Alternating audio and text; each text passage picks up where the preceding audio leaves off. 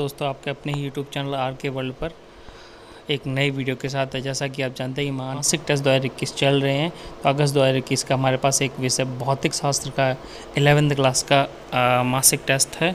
चलिए बिना किसी देरी के शुरू करते हैं। पहला क्वेश्चन है आपका कि 40030 में सार्थक अंकों की संख्या क्या है। तो इसमें सार्थक अंकों की संख्या आपकी 5 हो जाएगी। दूसरा क्वेश्चन है आपका निम्न में से इन समान विमीय सूत्र वाला युग्म क्या है। तो समान विमीय सूत्र वाला युग्म आपका हो जाएगा दाब एवं बल। तीसरा है गैस के अणुओं की गति होती है त्रिविमीय।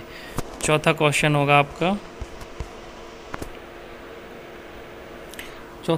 होगा किसी गतिमान कण के लिए शून्य हो सकता है विस्थापन। इसका आंसर है 5/2 सदिशों का योग अधिकतम होता है, जबकि उनके बीच का कोण होता है तो उनके कोण का बीच होता है 0 डिग्री। चलिए अगले क्वेश्चन की ओर चलते हैं। ये आपके दूसरे क्वेश्चन का पहला ऑप्शन है।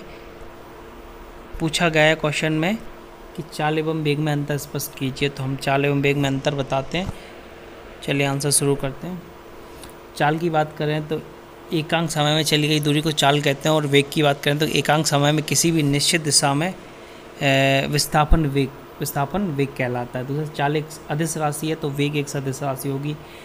इसे व्यक्त करने चाल को व्यक्त करने के लिए केवल परिमाण की आवश्यकता होती है, लेकिन वेग को व्यक्त करने के लिए परिमाण एवं दिशा दोनों की आवश्यकता होती है। चाल का औसत मान कभी भी ऋणात्मक और शून्य नहीं होता है। इसका मतलब ये है कि धनात्मक हो सकता है, लेकिन वेग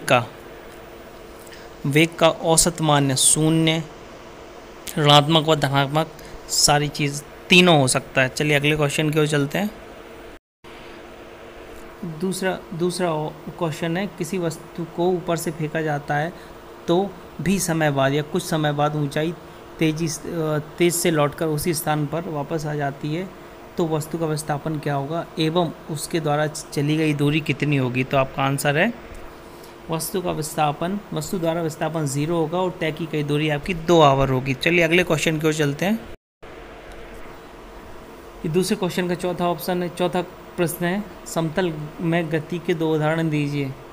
तो इसका आंसर है प्रक्षेप्य गति एवं वृत्तीय गति। ये समतल में गति के 2 उदाहरण हैं। चलिए अगले क्वेश्चन की ओर चलते हैं। क्वेश्चन नंबर आपके पास तीसरा है कि कलन विधि से एक समान त्वरण के लिए शुद्ध गतिक समीकरण प्राप्त कीजिए। तो ये आपके पास समीकरण है पूरा, इसको आप एक बार देख लीजिए। ये आपका आंसर है, पूरा देख लीजिए एक बार, और पॉज करके देख सकते हैं, आप इसको लिख सकते हैं। तो चलिए अगले क्वेश्चन की ओर चलते हैं। तो अगला क्वेश्चन है आपका सदिशों की योग का त्रिभुज नियम क्या होगा। तो चलिए आंसर की ओर चलते हैं। ये आपका आंसर है।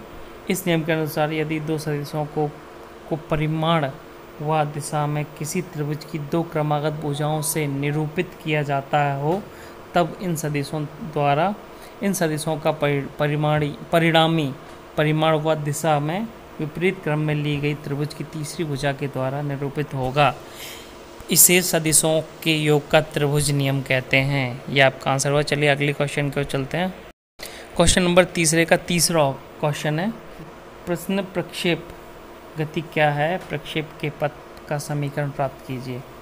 जब एक वस्तु को क्षैतिज में किसी कोण पर फेंका जाए तो फेंकने के बाद यह गुरुत्वाकर्षण बल के अधीन गति कार्य करता है, वहाँ वायु के क्वेश्चन और था प्रक्षेप का पथ। तो ये आपका एक समीकरण बनेगा, इसको देख लीजिए पूरा।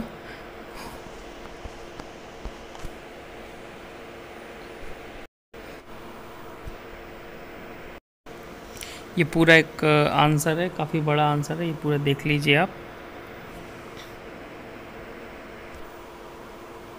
आगे चल के ये बनेगा और ये काफ़ी बड़ा है, इसको देख लीजिए। इसका फाइनल आंसर होगा, इसका एक समीकरण बनेगा। तो समीकरण आपके सामने ये रहा, y बराबर ut sin थीटा -1/2 GT²। ये आपका समीकरण बनेगा। एक समीकरण याद कर लीजिए, बाकी आप सॉल्यूशन भी देख लीजिए पूरा, और यही पूछा जाएगा। तो चलिए आज की वीडियो में इतना ही, मिलते हैं अगली वीडियो में कुछ ऐसे ही क्वेश्चन आंसर के साथ। अगर आपको वीडियो पसंद आई तो लाइक कीजिए, शेयर कीजिए, कमेंट कीजिए और चैनल को सब्सक्राइब करना ना भूलें। धन्यवाद।